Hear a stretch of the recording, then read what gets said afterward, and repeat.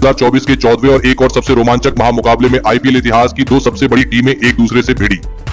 इस बार हार्दिक पांड्या की मुंबई इंडियंस के सामने संजू सैमसन की राजस्थान रॉयल्स की टीम खड़ी थी। इस रोंगटे खड़े कर देने वाले महामुकाबले में राजस्थान के कप्तान संजू सैमसन ने टॉस जीता और पहले गेंदबाजी का फैसला लिया और मुंबई की टीम को पहले बल्लेबाजी के लिए आमंत्रित किया। उसके बाद रनों की बारिश करने की इरादे से मुंबई के दो दिग्गज ओपनर बल्लेबाज मैदान में उतरे। ईशान किशन और रोहित शर्मा के कंधों पर इस महामुकाबले में अपनी टीम को एक विस्फोटक ओपनिंग शुरुआत दिलाने की बहुत ही बड़ी जिम्मेदारी थी। लेकिन मुंबई की इस ओपनिंग जोड़ी के सामने पहले ही ओवर में विकेट निकालने के लिए मशहूर ट्रेंट बोल्ट मौजूद थे और ट्रेंट बोल्ट ने फिर एक बार वही कारनामा दोबारा करके दिखाया और पारी के पहले ही ओवर में रोहित शर्मा को संजू सैमसन के हाथों कैच आउट कर दिया। रोहित शर्मा बिना खाता खोले ही आउट हो गए।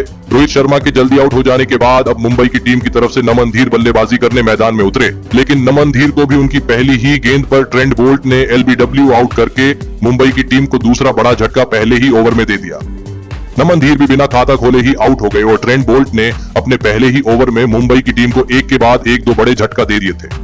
अब मैदान पर डिवोल्ट ब्रेविस बल्लेबाजी करने मैदान में उतरे, लेकिन दूसरे छोर पर बल्लेबाजी कर रहे ईशान किशन ने एक गजब का छक्का लगाकर राजस्थान की गेंदबाजी पर दबाव बनाना चाहा। लेकिन फिर एक बार गेंदबाजी पर आए ट्रेंट बोल्ट ने नए बल्लेबाज डिवोल्ट ब्रेविस को भी नांद्रे बर्गर के हाथों कैच आउट कर दिया। डिवोल्ट ब्रेविस बिना खाता खोले ही आउट हो गए। ट्रेंट बोल्ट इस मुकाबले में अपनी गेंदबाजी से आग उगल रहे थे। केवल 14 रनों पर मुंबई की टीम ने अपने 3 बड़े बल्लेबाजों को खो दिया था। अब बल्लेबाजी के लिए तिलक वर्मा मैदान में उतरे, लेकिन तभी दूसरे छोर पर बेहतरीन फॉर्म में दिख रहे ईशान किशन को नांद्रे बर्गर ने संजू सैमसन के हाथों कैच आउट कर दिया। ईशान किशन 14 गेंद में 16 रन बनाकर आउट हो गए।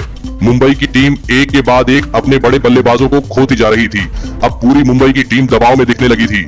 अब मुंबई के कप्तान हार्दिक पांड्या मैदान में उतरे और फिर यहां से तिलक वर्मा और कप्तान हार्दिक पांड्या ने राजस्थान की गेंदबाजी पर पलटवार करना शुरू कर दिया और मुंबई के ये दोनों ही खिलाड़ी लगातार बड़े शॉट खेलने लगे। तिलक वर्मा और कप्तान हार्दिक पांड्या की यह साझेदारी अब मुंबई की टीम के ऊपर से दबाव कम कर रही थी, लेकिन राजस्थान की गेंदबाजी भी इस मुकाबले में लाजवाब फॉर्म में गेंदबाजी डाल रही थी और फिर तिलक वर्मा और हार्दिक पांड्या के बीच 50 रनों की सबसे महत्वपूर्ण साझेदारी भी पूरी हो गई। तिलक वर्मा और कप्तान हार्दिक पांड्या ने मिलकर अब मुंबई की टीम को 76 रनों पर पहुंचा दिया था। लेकिन तभी गेंदबाजी पर आए युजवेंद्र चहल ने मुंबई के कप्तान हार्दिक पांड्या को रोमन पावेल के हाथों कैच आउट कर दिया। कप्तान हार्दिक पांड्या 21 गेंदों में 34 रन बनाकर आउट हो गए। युजवेंद्र चहल ने आकर मुंबई की टीम की परेशानियों को और भी ज्यादा बढ़ा दिया था। मुंबई की अब एक महत्वपूर्ण साझेदारी टूट चुकी थी। अब फिर एक बार मुंबई की टीम दबाव में थी। अब बल्लेबाजी के लिए पीयूष चावला मैदान में उतरे, लेकिन पीयूष चावला भी ज्यादा देर तक मैदान में नहीं टिक पाए और गेंदबाजी के लिए आए आवेश खान ने पीयूष चावला को सिमरन हिटमायर के हाथों कैच आउट कर दिया। पीयूष चावला 6 गेंद में 3 रन बनाकर आउट हो गए। मुंबई की टीम ने अपना छठा विकेट अब खो दिया था। अभी भी मुंबई की टीम ने केवल 83 ही रन स्कोर बोर्ड पर लगाए थे। अब बल्लेबाजी के लिए टीम डेविड मैदान में उतरे, लेकिन फिर पारी का 14वां ओवर डालने आए युजवेंद्र चहल ने सेट हो चुके तिलक वर्मा को रविचंद्रन अश्विन के हाथों कैच आउट कर दिया। तिलक वर्मा 29 गेंद में 32 रन बनाकर आउट हो गए। अब मुंबई की टीम इस मुकाबले में बहुत ही पीछे छूट चुकी थी। तिलक वर्मा जैसे सेट बल्लेबाज के आउट होने के बाद अब मुंबई की टीम की परेशानियां और भी ज्यादा बढ़ चुकी थी। अब बल्लेबाजी के लिए गेराल्ड कॉटजे मैदान में उतरे थे, लेकिन अंत में मुंबई का निचला क्रम राजस्थान की बेहतरीन फॉर्म में चल रही गेंदबाजी के आगे कुछ भी नहीं कर पाया। अंत में केवल टीम डेविड ने 24 गेंद में 17 रनों की एक महत्वपूर्ण पारी खेली और इसी के चलते मुंबई की टीम ने 125 रनों का लक्ष्य राजस्थान की टीम के आगे रखा। उसके बाद मुंबई से मिले 126 रनों के लक्ष्य का पीछा करने राजस्थान के दो दिग्गज ओपनर बल्लेबाज मैदान में उतरे। यशस्वी जायसवाल और जोस बटलर के कंधों पर इस महामुकाबले में अपनी टीम को एक विस्फोटक ओपनिंग शुरुआत दिलाने की बहुत ही बड़ी जिम्मेदारी थी, लेकिन राजस्थान की इन उम्मीदों को पारी के शुरुआती ओवरों में ही मुंबई की तेज गेंदबाजी ने तोड़ दिया और पारी का पहला ही ओवर डालने आए हुए क्वेना मफाका ने यशस्वी जायसवाल को टीम डेविड के हाथों कैच आउट कर दिया। यशस्वी जायसवाल 6 गेंद में 10 रन बनाकर आउट हो गए। यशस्वी जायसवाल के जल्दी आउट हो जाने के बाद अब राजस्थान की टीम की तरफ से कप्तान संजू सैमसन मैदान में उतरे और फिर संजू सैमसन और जोस बटलर ने मिलकर राजस्थान की पारी को संभालने की पूरी कोशिश करी, लेकिन फिर गेंदबाजी पर आए आकाश मधवाल ने राजस्थान के कप्तान संजू सैमसन को क्लीन बोल्ड कर दिया। संजू सैमसन 10 गेंद में 12 रन बनाकर आउट हो गए। मुंबई की गेंदबाजी ने शुरुआत में ही राजस्थान की टीम को 2 बड़े झटके देकर इस मुकाबले में वापसी कर ली थी। अब रियान पराग बल्लेबाजी करने मैदान में उतरे, लेकिन दूसरे छोर पर बल्लेबाजी कर रहे जोस बटलर को इसी बीच आकाश मधवाल ने पीयूष चावला के हाथों कैच आउट कर दिया। जोस बटलर 16 गेंद में 13 रन बनाकर आउट हो गए।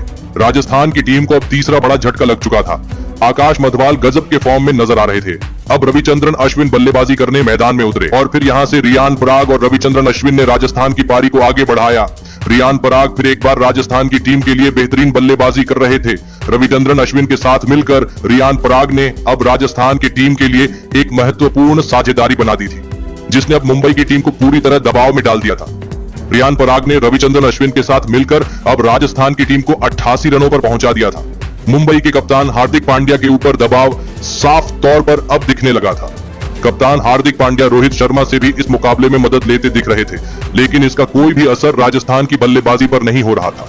खास करके रियान पराग की बल्लेबाजी इस मुकाबले में लाजवाब दिख रही थी, लेकिन फिर पारी का 13वां ओवर डालने आए आकाश मधवाल ने सेट हो चुके रविचंद्रन अश्विन को तिलक वर्मा के हाथों कैच आउट कर दिया।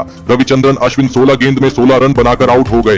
अकेले आकाश मधवाल ही ऐसे मुंबई के गेंदबाज थे राजस्थान की बल्लेबाजी को टक्कर दे रहे थे, लेकिन अब बल्लेबाजी के लिए शुभम दुबे मैदान में उतरे। लेकिन अब राजस्थान को जीत के लिए 15 रनों की जरूरत थी और फिर इस पारी का 16वां ओवर डालने आए गेराल्ड पोटेजे के इस ओवर की पहली 2 गेंदों पर रियान पराग ने 2 गजब के छक्के लगा दिए और इसी के साथ रियान पराग ने अपना अर्धशतक भी पूरा कर लिया। और फिर अर्धशतक लगाने के तुरंत ही बाद इसी ओवर की तीसरी गेंद पर भी एक लाजवाब चौका लगाकर रियान पराग ने राजस्थान की टीम को इस रोमांचक मुकाबले में 6 विकेट से जीत दिला दी।